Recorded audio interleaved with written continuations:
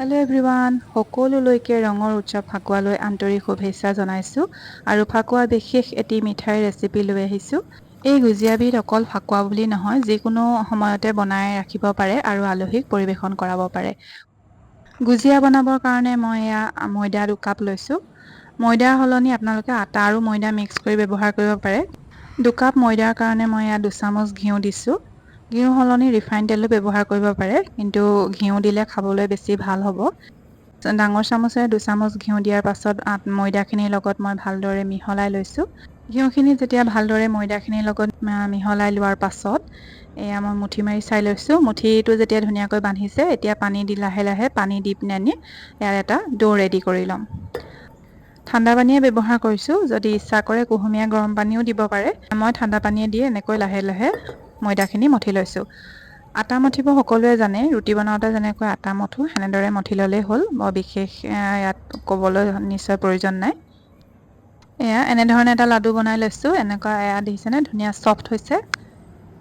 ওচৰৰ পৰা দেখাইছোঁ। এতিয়া এই লাডুটো মই 15-20 মিনিটমান সময় এনেদৰে ঢাকি ৰাখিম। এতিয়া ইয়াৰ ভিতৰত পুৰখিনি দিবৰ কাৰণে মই এখন পেন পাতি দিছোঁ আৰু ইয়াত দি দিছোঁ 1 চামুচ ঘিউ। ঘিউখিনি যেতিয়া গৰম হৈছে তেতিয়া কাজু বাদাম খুব সৰু সৰুকৈ কটা আৰু কাঠবাদাম দিছোঁ খুব সৰু সৰুকৈ কটা। এতিয়া এইখিনি অকণমান ৰঙচুৱা হোৱাকৈ ভাজিম। অকণমান ৰঙচুৱা হৈছে। এতিয়া ইয়াত দি দিম খিচমিচ। খিচমিচখিনি দি আৰু অকণমান মই ভাজি দিছোঁ। ভাজি দিয়াৰ পাছত এইখিনি এতিয়া কাঢ়ি ল'ম। তাৰপিছত দি দিছোঁ 1 চামুচ ঘিউ আৰু দিছোঁ আধা কাপ চুজি। চুজিখিনি ৰঙচুৱা হোৱাকৈ আমি অকণমান ভাজিছোঁ 1 মিনিটমান সময়। তাৰপিছত যেতিয়া ৰঙচুৱা হ'ল, এতিয়া ইয়াত দি দিছোঁ শুকান নাৰিকলৰ গুড়ি আৰু আগতে ভাজি যে লৈছিলোঁ সেই বাদামখিনি দিলোঁ। এতিয়া এইখিনি মিক্স কৰি লৈছোঁ। যদি ডেচিকেটেড কোকোনাট পাউডাৰ নাথাকে তেতিয়াহ'লে আপুনি ডাব নাৰিকলো ৰুকি দিব পাৰে। এইখিনি যেতিয়া ধুনীয়াকৈ মিক্স হৈ গ'ল, তেতিয়া ইয়াত মিঠাৰ কাৰণে দি দিছোঁ আধা কাপ চেনি। চেনি আপোনালোকে নিজৰ জোখমতে দিব। চেনি যদি কমকৈ খায় কমকৈ ব্যৱহাৰ কৰিব। অকণমান মিঠাটো হ'লেহে খাই ভাল লাগিব, কাৰণ আমি ময়দাখিনি মঠোতে কোনো ধৰণৰ নিমখ চেনি ব্যৱহাৰ কৰা নাই। ইয়াত আপোনালোকে খৈয়াও ব্যৱহাৰ কৰিব পাৰে। মোৰ ওচৰত খৈয়া এভেইলেবল নাছিলে, সেইটো কাৰণে মই এনেদৰে বনাইছোঁ। আৰু চেনিখিনি যেতিয়া গলি যায় তেতিয়া অকণমান দেখিছেনে আঠা টাইপৰ হয়। এতিয়া এইখিনি সম্পূৰ্ণ হৈ গ'লত মই বাতি এটাত কাঢ়ি লৈছোঁ।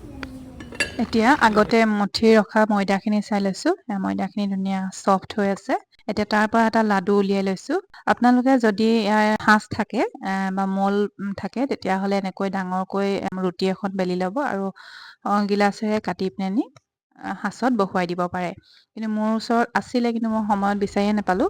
এতিয়া সৰু সৰুকৈ ৰুটি বনাই লৈছোঁ। সৰু সৰুকৈ বেলি লৈছোঁ আৰু বেলি লোৱাৰ পাছত মই ছাইডটোত পানী লগাই দিছোঁ আৰু পুৰখিনি দিছোঁ। পুৰখিনি অকণমান দিছোঁ, তেতিয়াহে খাই ভাল লাগিব। এতিয়া এই ছাইডকেইটা ভালদৰে আঙুলিৰে হেঁচি ভিডিঅ'ত দেখুওৱাৰ নিচিনাকৈ ভালদৰে মিলাই লৈ হেঁচি দিছোঁ। এনেকৈ ভালকৈ টিপি দিব, নহ'লে ফ্ৰাই কৰোঁতে তেলত দিয়াৰ লগে লগে মেল খাই আহিব। এতিয়া এনেকৈ হেঁচি হেঁচি মই এনেকৈ পকাই দিছোঁ। পকাই দিয়াৰ লগে লগে ধুনীয়া এটা ডিজাইন বনি আহে, দেখিছেনে? যদি এনেকৈ পকাবলৈ অসুবিধা হয় তেতিয়াহ'লে আপোনালোকে সেই সাঁচটো ব্যৱহাৰ কৰিব পাৰে। প্লাষ্টিক বা এনেকুৱা ষ্টীলৰ অনলাইনত কিনিবলৈ পায়, সেনেকুৱা টাইপৰ ব্যৱহাৰ কৰিব পাৰে। এতিয়া মই এনেকৈ লৈছোঁ। এনেকৈ এতিয়া এই ধুনীয়া ডিজাইন এটা বনি গৈছে, দেখিছেনে? এনেদৰে প্ৰায় 7-8টামানকৈ ডিজাইন দি ল'লোঁ আৰু এইকেইটা দেখিছেনে? এতিয়া এইকেইটা তেলত ফ্ৰাই কৰি লওঁ আহক। এতিয়া এফালে ফ্ৰাই কৰিবৰ কাৰণে এখন কেৰাহী পাতি লৈছোঁ আৰু ইয়াত দি দিছোঁ ৰিফাইন তেল। তেল অকণমান বেছি দিব লাগিব দেই ফ্ৰাই কৰোঁতে, তেতিয়াহে ধুনীয়াকৈ ফ্ৰাই হ'ব, ৰঙচুৱা হ'ব। এতিয়া তেলখিনি যেতিয়া অকণমান গৰম হৈছে তেতিয়াই মই এটা এটাকৈ দি দিছোঁ।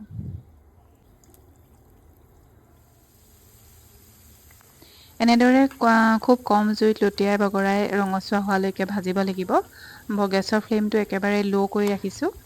এতিয়া ল' ফ্লেমত অলপ দেৰি ভজাৰ পাছত দেখিছেনে ৰঙচুৱা হ'ল। এতিয়া তেলৰ পৰা কাঢ়ি লৈছোঁ। আশা কৰোঁ মোৰ ভিডিঅ'টো চাই ভাল পালে। যদি ইমানখিনিলৈকে মোৰ ভিডিঅ'টো চাই আছে তেতিয়াহ'লে ভিডিঅ'টো লাইক এটা কৰিব, শ্বেয়াৰ কৰিব আৰু আগলৈ এনেকুৱা ধৰণৰ ৰেচিপি পাই থাকিবৰ কাৰণে মোৰ চেনেলটো ছাবস্ক্ৰাইব কৰিব। এনেদৰে গোটেইকেইটা গুজিয়া আকাৰত শ্বেপ দি ল'লোঁ আৰু ৰঙচুৱাকৈ ফ্ৰাই কৰি ল'লোঁ।